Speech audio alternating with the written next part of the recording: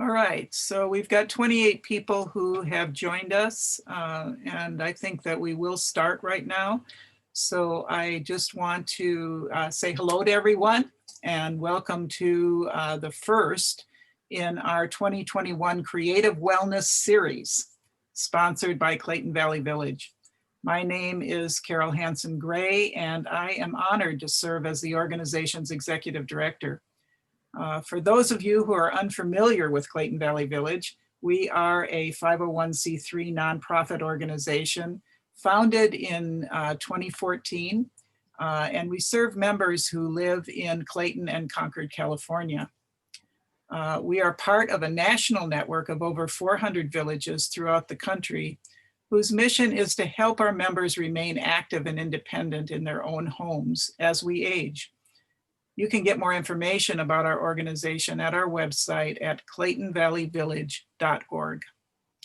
Today, it is my pleasure to introduce to you our presenter, Nancy Dadami. Nancy is a Feng Shui expert, destiny coach, and artist. She helps people create a life that supports their intentions, resulting in more time, more money, and more freedom. For 32 years, Nancy has inspired hundreds of individuals to step into their inner magnificence and soul's calling to create a life of meaning. Prior to her private practice, Nancy was a high school principal and a teacher. She used Feng Shui principles to create productive and inspiring learning environments, empowering students and faculty. Nancy believes that when one person is empowered, everyone is uplifted. For today's presentation, Nancy has asked that everyone have a small notebook or some paper and some colored pens or pencils in order to take part in an exercise she will be guiding us through. So if you need a couple of seconds to get that, please do so now. During today's presentation, everyone will be muted. If at any time you have questions you'd like to ask Nancy, please type them into the chat feature. And at the appropriate time, I will read the questions to Nancy for her response. She will also leave about 10 minutes at the end of her presentation to answer any further questions. This presentation is being recorded and will be available for viewing on our website within a couple of days. So without further ado, here's Nancy. Carol, did you turn the recorder on? I did. Okay, perfect. Hi, everybody. I'm happy to be here, and I'd like to just get started. So I think it would be great if we could all sort of get our energy to be in the same place. So we're going to do a little exercise I call heart breathing. It comes from the Heart Math Foundation. So just close your eyes, feel comfortable in your chair, and put your attention on your heart space and breathe in. And as you're breathing in, you're breathing into your heart. And then as you breathe out through your heart. And we'll do that 3 or 4 times. So in through the heart and out through the heart. In through the heart and out through the heart. And in through the heart and out through the heart.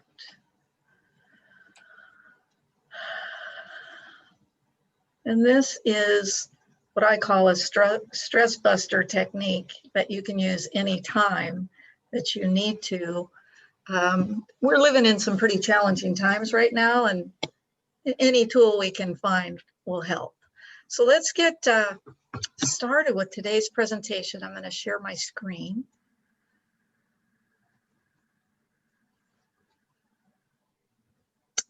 So today we're going to take a look at the 8 simple ways to fine-tune your mind so that you can stay sharp in 2021. Let's begin. So I'd like to introduce you to Mary. Mary couldn't believe it was happening again. As soon as she walked into the kitchen, she couldn't remember why she was there. What was it that she wanted in the kitchen? darn it, she knew she was going to have to go back to the living room to remember. So she stood there a few minutes trying to ponder, and it didn't work. She walked back to the living room, and as soon as she got there, she said, "Oh, I remember what it was I wanted." Does that ever happen to you? Well, it sure used to happen to me a lot. It can be frustrating and really time consuming to have these short lapses of memory. And who wants to keep backtracking to remember what they're looking for all the time? Not me, not anymore. So today I'm going to share with you 8 simple ways that you can fine tune your mind to stay sharp. I'm going to teach you another stress buster that you can use anytime. And I'm going to show you a way to access your inner wisdom. So let's start by looking at the body. When you use your body, you get better muscle tone, more energy, and better health. Well, what do I mean by use your body? Well, that means do something with your body, like move it around. Use your body, your mind, and everything. So keeping a sharp mind over a lifetime requires that you find new ways to use your mind. When you incorporate these 8 ways that to fine tune your mind to stay sharp today, plus stress buster, you'll have what you need to go through 2021 with your mind and your sharpness intact. So let's start by looking at what is that first way. Well, the first way is just keep moving. When I was about 50, I won't tell you how long ago that was, I was in a parking lot at a restaurant, and I saw this man that was walking kind of briskly through the parking lot, and I said hello, and so he stopped and talked to me and my husband, and he told us very proudly that he was 80 years old and that the secret to having a vital life was to just keep moving. He told me he walked every day, and he knew that was why he was fit and he had a sharp mind.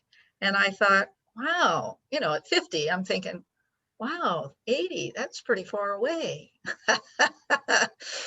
And, but I never forgot that man, and I never forgot what he said. So the question I have for you is, do you have a daily movement plan?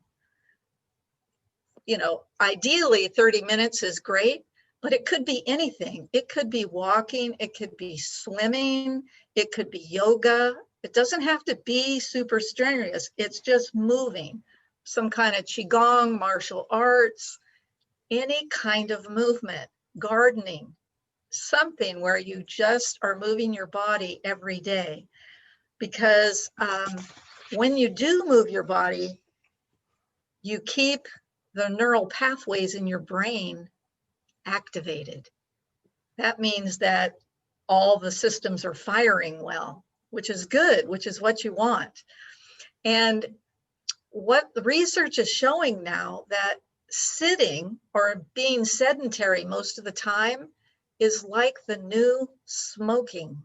Remember how we used to say how harmful smoking was for your health?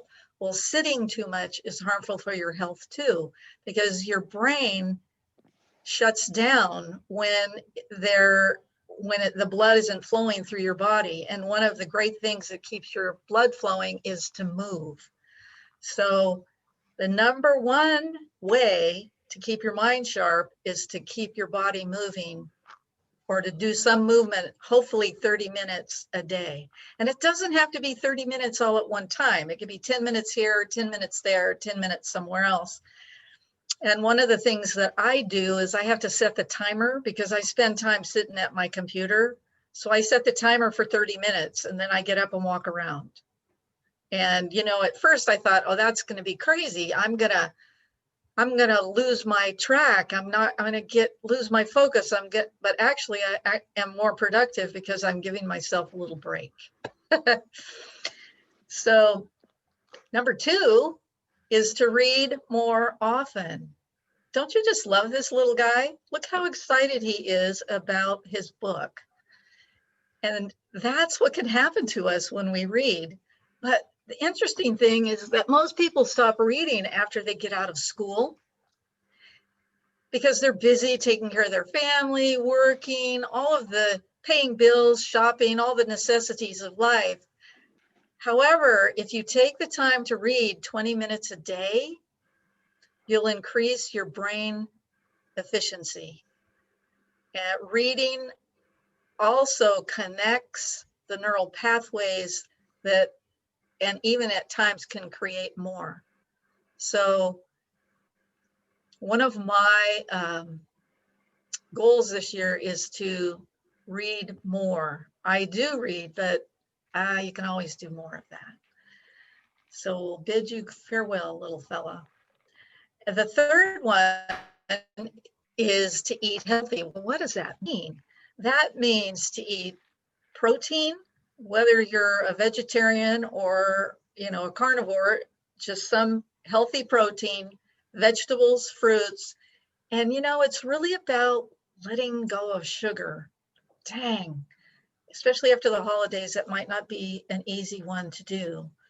But you have to remember that your food is the fuel for your body and your mind. So if we're just putting things in there, like my former mother-in-law, when she was, before she passed, she was eating popcorn and an apple for dinner. That's not quite what you need to get your, feed your body and your mind. So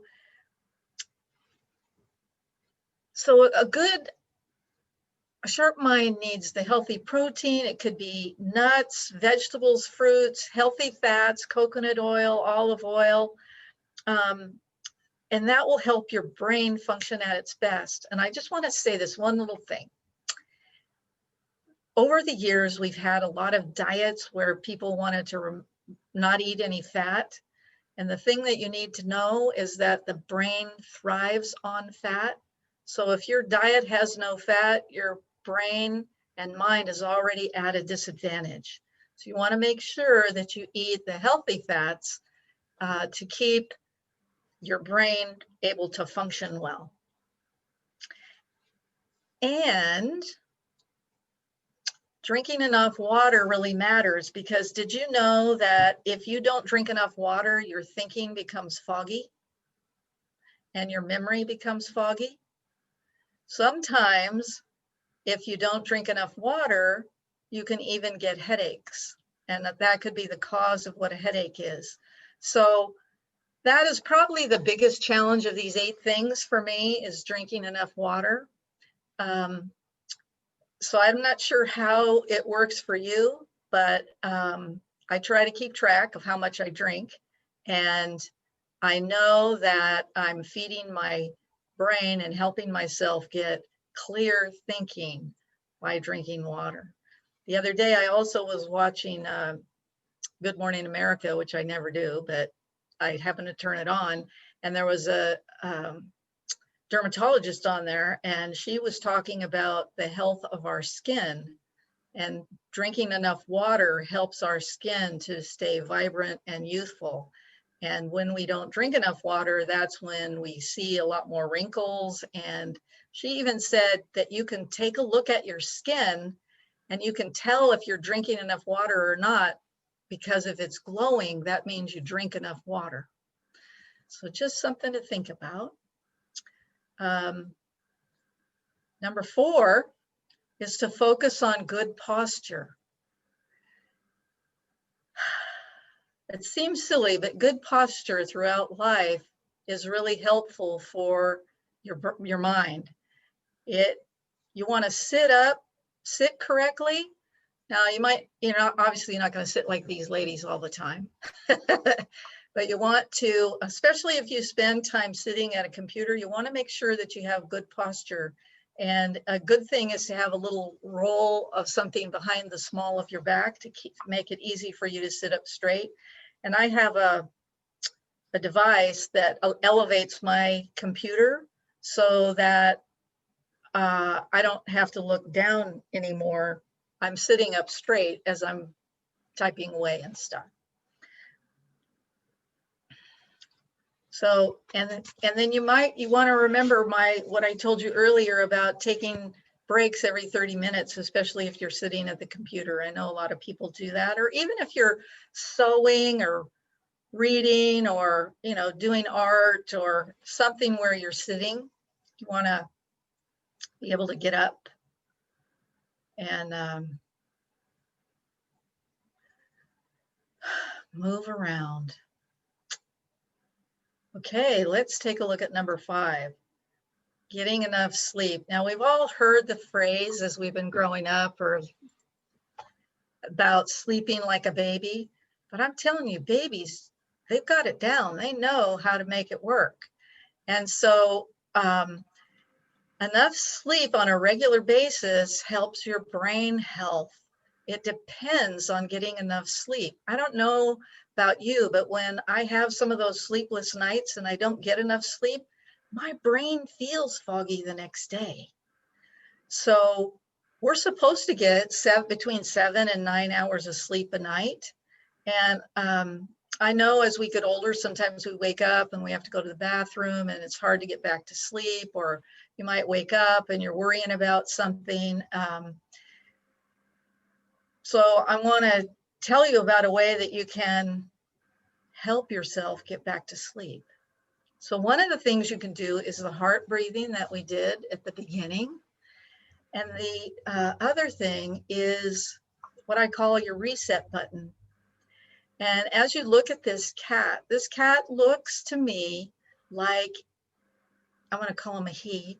He looks to me like he is on high alert, looking, making sure that he is aware of what's going on in his environment. And that's what happens to us when we get stressed, whether it's stressed in the middle of the night and not being able to sleep, or stress from something we see in the news, or a conversation we have with someone, or a bill we get, whatever it is that sometimes can send us into this fight or flight kind of pose that this cat has. What happens when that happens is our body starts to release a lot of stress hormones, and that is what makes it difficult to get back to sleep, because now we have opened the floodgates and all these chemicals, hormones, cortisol, etc., are flowing through our system, and our body's going, heck, no way. And you become like this cat. You're like wide awake and it's not happening. So I want to tell you about this reset button. So the first thing I want you to do is just notice your breathing. Pay attention to do you have any tension in your body? And what kind of thoughts are in your mind right now? And just sort of make a note of that. And then cross your ankles. It doesn't matter which foot goes over which. And then the next part is you're going to take your hands out in front of you and put your back of your hands together with your thumbs down. And then put one of your hands over the other. So now your palms of your hands are together. And you're going to pull your fingers in, and then bend your elbows and bring your hands up to your chest. Now, if this is too difficult for you, you can just cross your wrists, okay?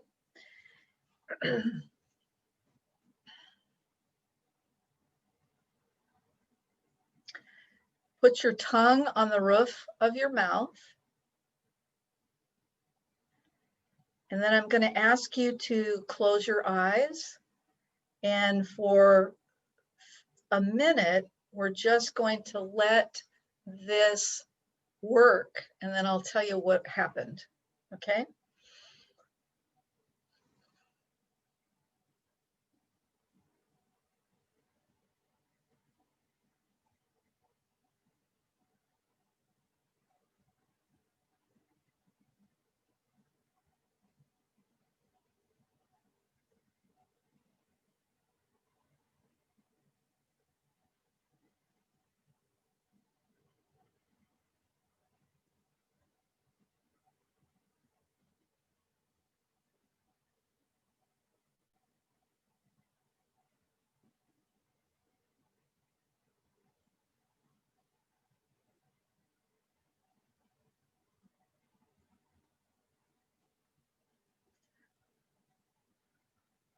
So take a breath in and open your eyes. You can release your hands and uncross your ankles. And then you're going to put your fingertips and your thumbs together like this. Just hold that there.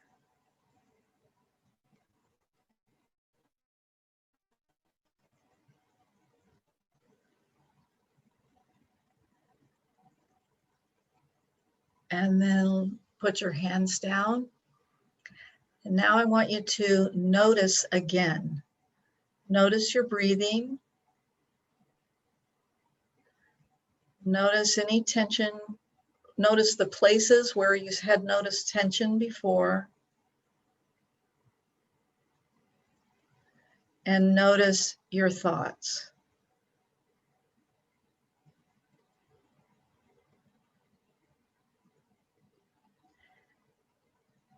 And how are those different than they were before you did this reset?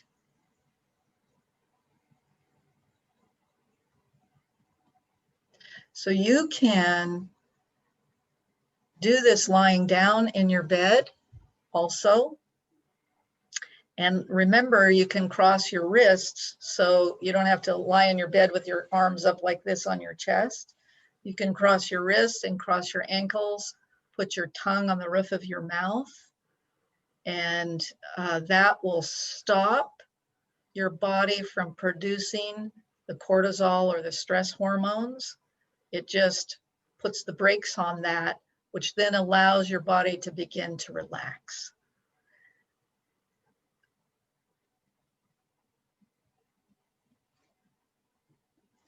Are there any questions at this point? No, we don't have any in the chat. Okay. So let's move on to the sixth way, which is to be a lifelong learner. Because when you learn new things, you are keeping your mind active. So whatever it is, whether it's painting or how to play an instrument or taking a dance lesson or something, learning how to knit, taking a foreign language, learning a new app on your computer, it engages new areas in your brain and it wakes them up, which improves the way your brain and your mind function. So think about, I don't know about you, but when I retired, this whole world opened up to me where I could now, oh my gosh, I can learn about this and I can learn about that. Of course, I've always been a lifelong learner. Coming out of education, I guess that's why, but there's so many things to learn. Yeah. So now one of the great side effects of the pandemic is that you can expand your mind at home because so many things are online. You don't even have to leave your home to learn how to do anything. And you can look on YouTube to find things, and you can take classes, tons of classes out there for you of any kind of thing that you're interested in.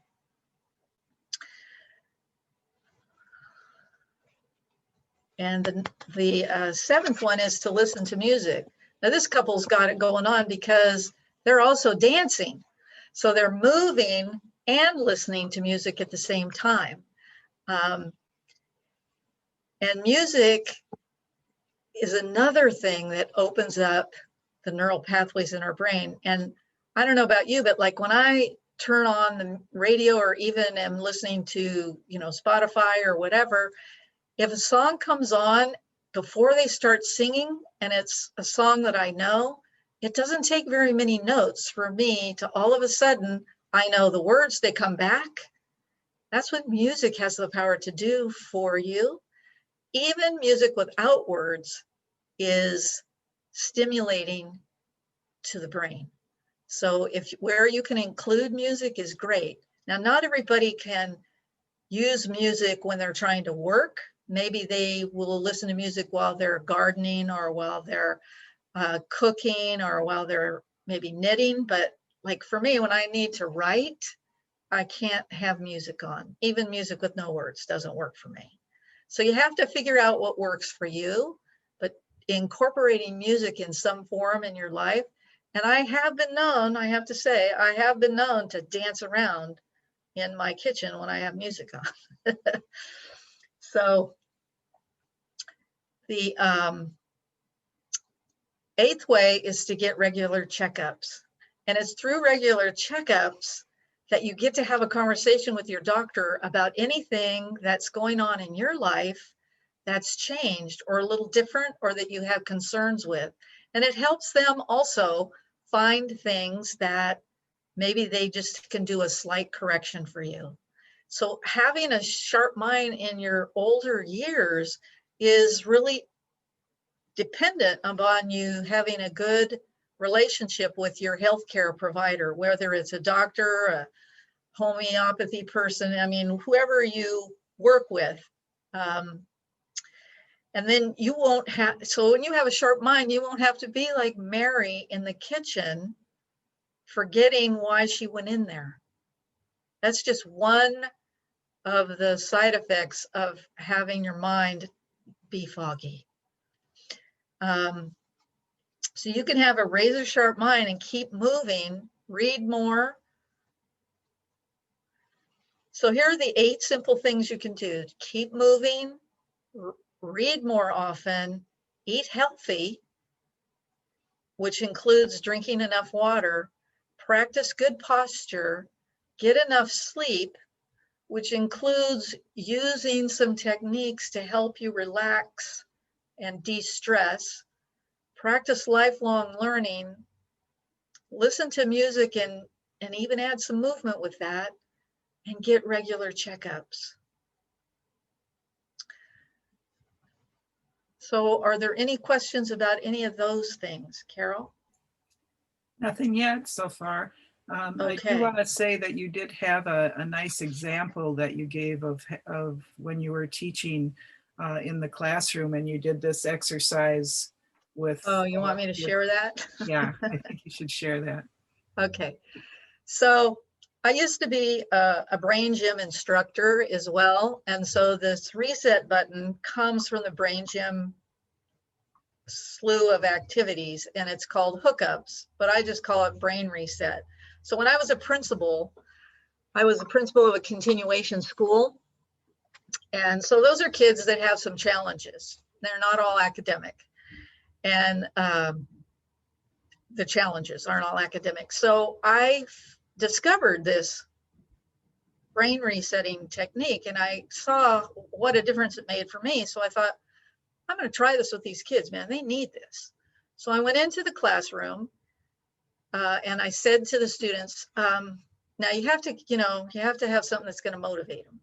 So I said, look, I want to do an experiment, and the experiment will only take 1 to 2 minutes. You don't have to get out of your seat and you don't have to say anything. But I need to do it every day this week. So if you're interested in doing it, and this was the good part right here, I said, we'll have a barbecue on Friday, hamburgers on me. So how many people want to do it? They all raised their hands. So I went, okay, cool. So we did the hookup, and by Wednesday, they're all asking me, what is this? What are we doing? I said, I'm telling you, sorry, it's a top secret. I can't tell you till Friday, but I'll tell you on Friday. I'll explain the whole thing to you. So we went through the week. The teachers even came to me and said, man, the kids are like calmer. What is this? I said, it's top secret. I can't tell you till Friday.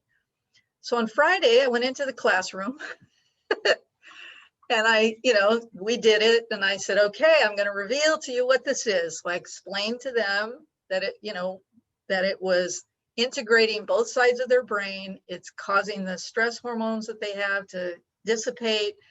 I went through the whole thing and I said, it's yours now. You can use it anytime you want. And, if you're interested in learning more, I have a sign-up sheet in the office. So sign up if you want to know more and, we'll get some more information. So there were 50 students and something like 27 or 29 of them signed up. And then I looked at that sign-up sheet and I started laughing because I didn't know anymore. I had just learned this one thing and I didn't know anymore to teach them. So I contacted a brain gym person who came out and worked with my students, and it really did make a big difference in their lives. Like one of the girls showed her mother how to do the hookups. And so her mom did hookups in her car before she went in for a job interview to help her be calmer. And you can, like, if you're like, I've used this like in a meeting where I've sat with my ankles crossed and my wrists crossed with my tongue on the roof of my mouth, especially in meetings when I used to have to go to, big meetings with superintendent and everything, because sometimes it's stressful. Or when you're having an argument with somebody, you can do this to help yourself stay calmer. So there's lots of ways that this could be used for you in your life. And it's, so I'm glad that it's going to be on the recording because you'll be able to look at it again if you'd like to. We do have one question here. It says, can you show how your hands should be in the reset button exercise? You want to show it again? Yes. So can you see my screen here? So you put your hand, the backs of your hands together with your thumbs down. Then you take one hand and you put your palms together and then clench your fingers. Then you're going to bend your elbows and bring that up. So it's a little awkward in that you're starting with your arms just out straight, then you bring them over and bring them up. Okay, I hope that helps.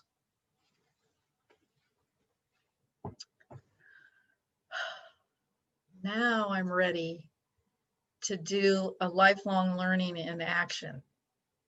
So I'm going to share something with you. This is what you need your paper for.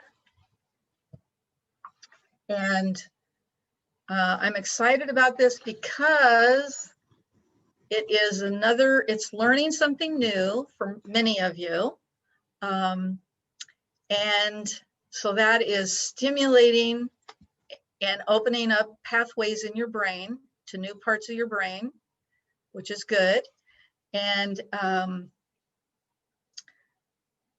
going to share something personal, and then I'm going to have you do an activity. Okay, so what you need here is a sense of adventure. There's no right, there's no wrong, there's no mistake. You can't make a mistake. You just need to have a sense of adventure and an open mind. Okay, so here we go. So I want you to take a journey with me. And if Sandy's out there, she knows what this is.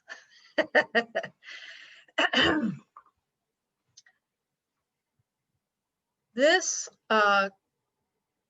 image is a collage that I made a long time ago. This is the very first collage I ever made in the soul collage world. And I had no idea what I was doing. So the deal is you just pick images that resonate with you from magazines or whatever, wherever you have them. and you put them together in a collage. And then after you have the collage together, and so it's not a thinking thing.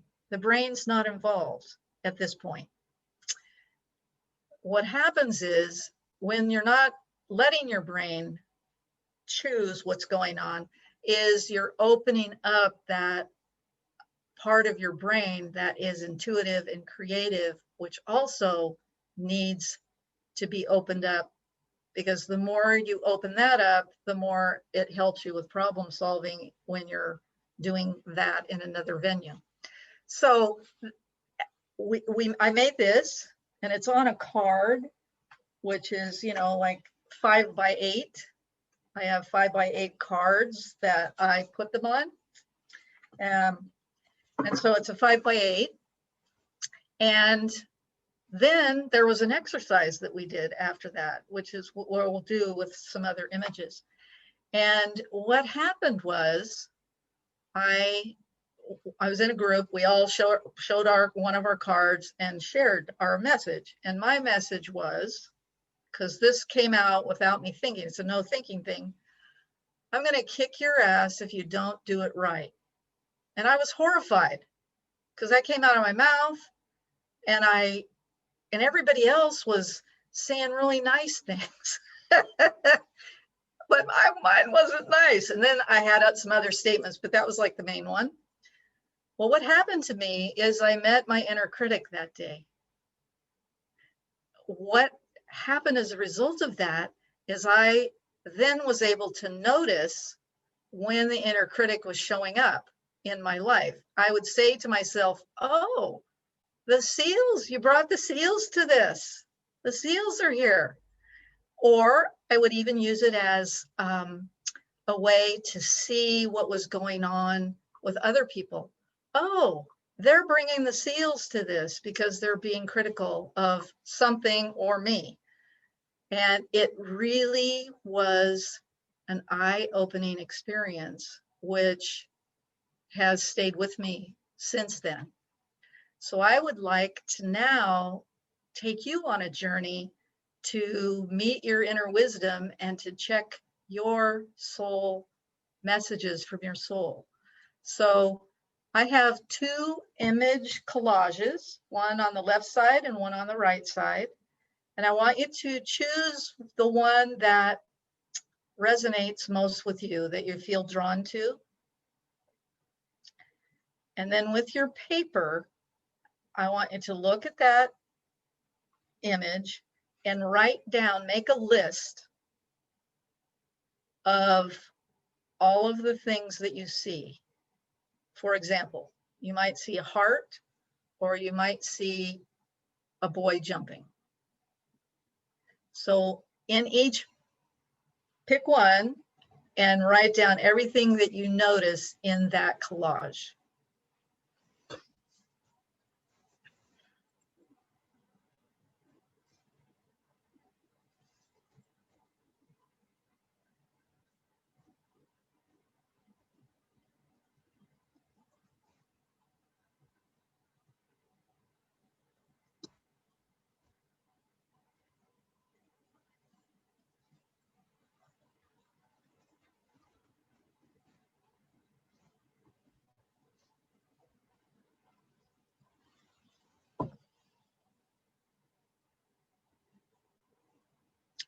And hopefully you got 3 to 5 things, maybe even a few more.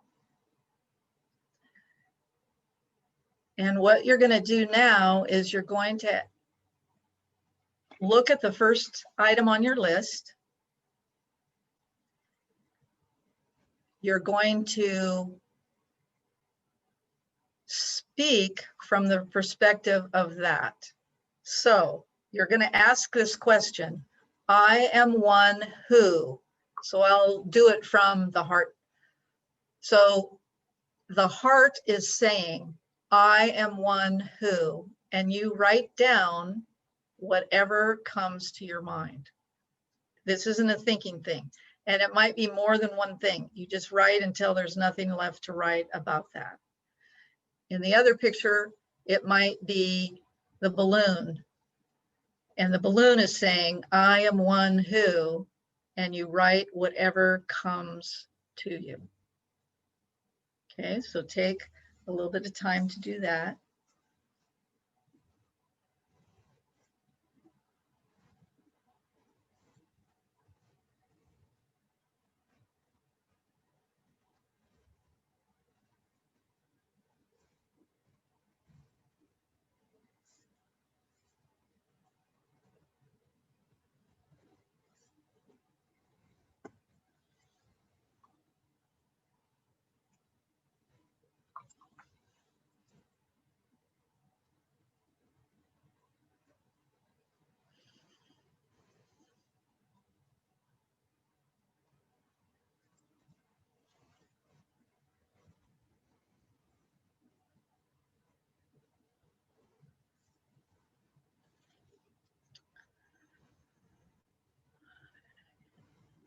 And then the second image on your list, you're going to ask that same question, I am one who, from the perspective of that image, and write down what comes to you.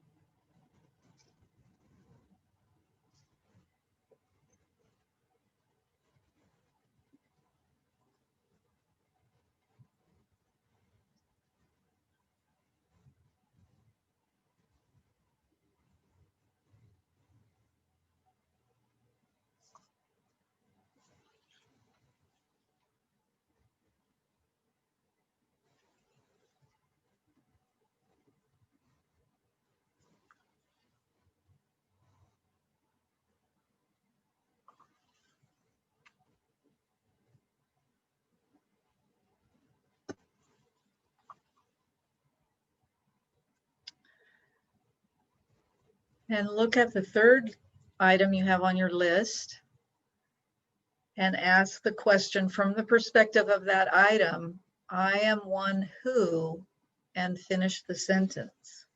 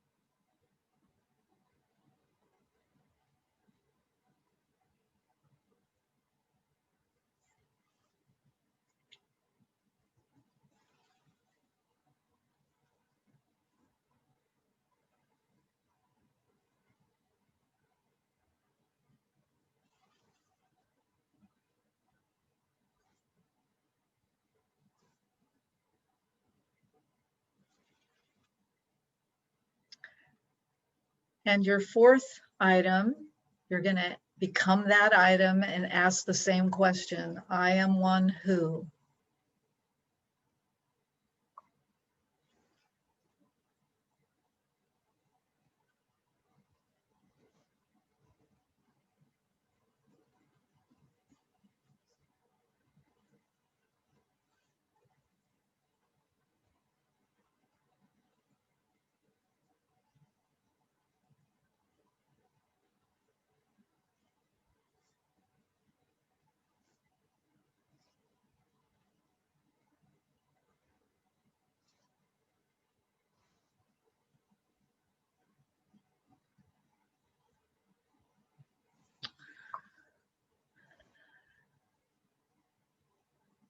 And if you have a fifth item or more than that, just take a minute to answer I am one who from the perspective of each of the items that you might have left.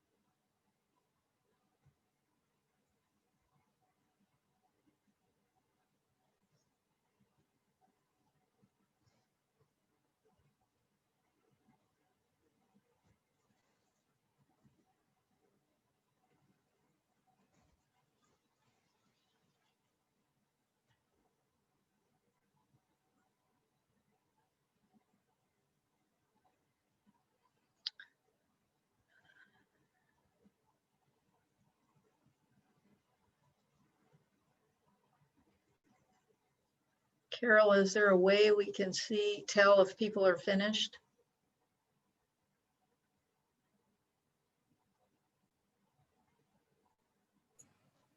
So if you want to put in the chat, just a little note that you've completed it, that would be great, so we can see if most people are ready to move on. Just put the word finished or done or whatever. Yeah, because I can't see the people because this PowerPoint. Yeah, most people are saying they're done here. Okay. So the last part of that is now you're going to look at what you wrote and look for insights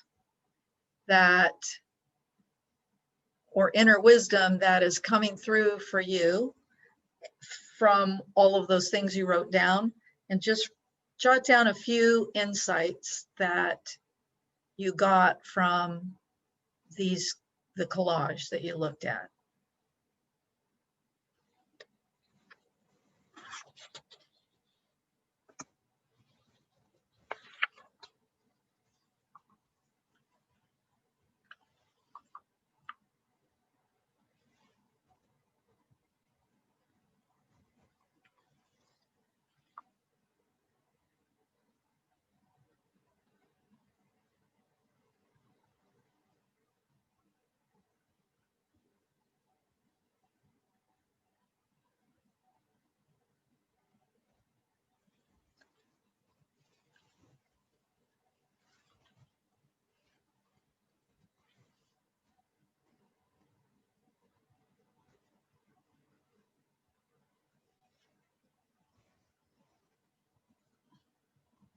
And if you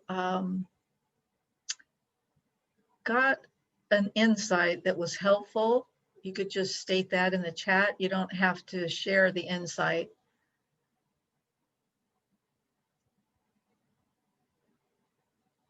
Because these are personal.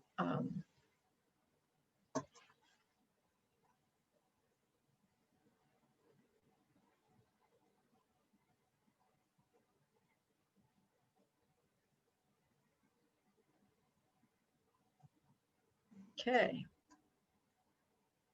I'm going to move on. I hope that that was helpful for you. And this is a process that you can use anytime. You can create your own collages. You can use pictures from, so what I do when I collect my images, I only collect images that kind of jump out at me, whether they're from magazines or they're digital, because there's a few free places where you can get images online, like Pixabay, Unsplash, Pexels, all of those you could get an image for free, and you can just look through there, and when something jumps out at you, you can download it and print it, and you could use that to make collages as well. I've used advertisements that come in the mail. You know, sometimes they put some really nice, like I just got one the other day that had starfish and some other beach kind of thing on it. I went, oh, I want that. And I don't know what I'm going to do with it, but when I am ready to sit down, I just need my images, a pair of scissors, a glue stick, and something to glue them on. So I use these cards. They're actually made out of mat board, and you can get this at the craft store and make them your own. You can use file folders, old file folders that you cut into 5x8s. It doesn't have to be a 5x8, but I just want to show you. This is the box that I store my cards in. I have more than 100 of cards, and I use them just like this and other things. So I'll just show you a couple of other ones. Like here's one. They don't all make sense. Like I had no idea what they meant when I made them. But when I sit down and do this exercise, I get a lot of insights.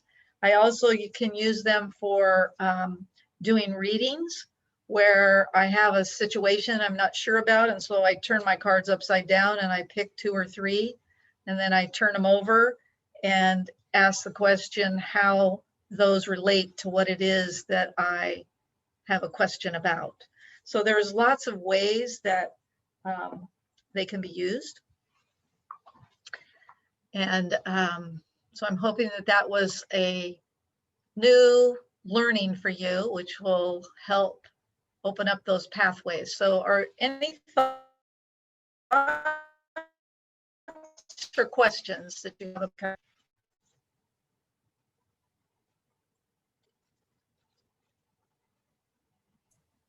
So we don't have any questions in the chat, but Nancy has agreed to do a class in soul collage. And so any of you that might be interested in taking a class, would you just put that in the chat too?